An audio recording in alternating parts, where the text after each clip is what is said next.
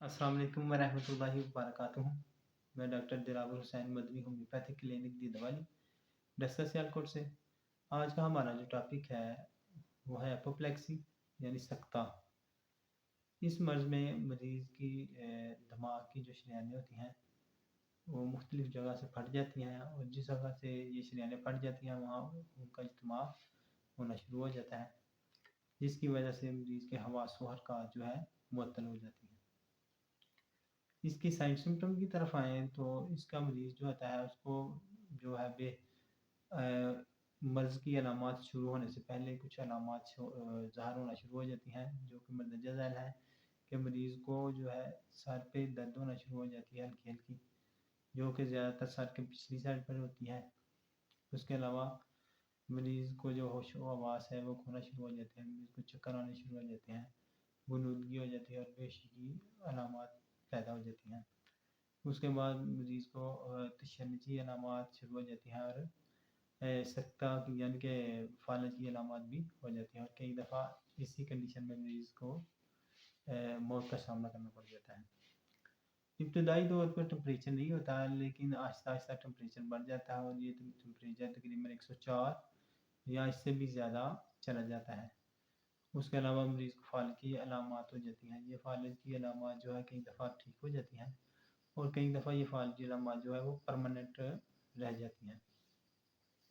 अब इसकी काज़ेज़ की तरफ आएँ तो इसकी जो वजह है उसमें खाने में बदपरहेज़ी, सही तरह खाना ना खाना, शराब नोशी करना, बेख़ानी करना, उसके अलावा मंशियात का ज़्यादा इस्तेमाल, सर पे चोट लगनी, सर पे मुका लगना या गिर पड़ना, ये ऐसी अलामात हैं। या बहुत ज़्यादा टेंशन लेना, बहुत ज़्यादा दिमागी काम करने की वजह से भी ये मर्ज़ हो जाता है। तो इसकी ट्रीटमेंट की तरफ आएँ तो इसमें जो मेडिसिन इस्तेमाल होती हैं उनमें जो बेहतरीन मेडिसिन है वो है नक्सवामिका और फास्फोरस। नक्सवामिका इस वक्त दी जाती है जबकि बदहज़मी की वजह से, तुरश निकारों होने की वजह से, या वर्जिश ना करने की वजह से जब ये अलामात पैदा हों तो उसके लिए आप नक्सवामिका दे सकते हैं।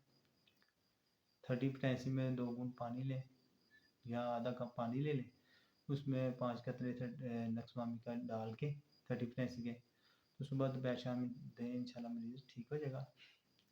उसके बाद फास्फोरस मेडिसिन आती है। फास्फोरस को इस वक्त दी जाती है जबकि दिमागी मेहनत करने की वजह से ये मसला हो, ज़्यादा दिमागी काम करने की वजह से जब ये अलामात पैदा हो तो आप फास्फोरस दे सकते हैं 30 पोटेंसी में।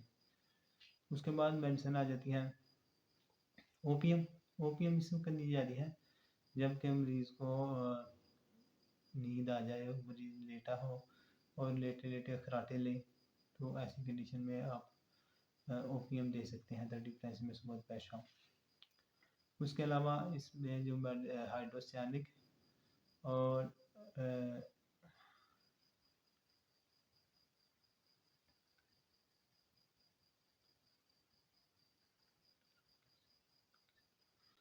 उसके अलावा हाइड्रोसियानिक एसिड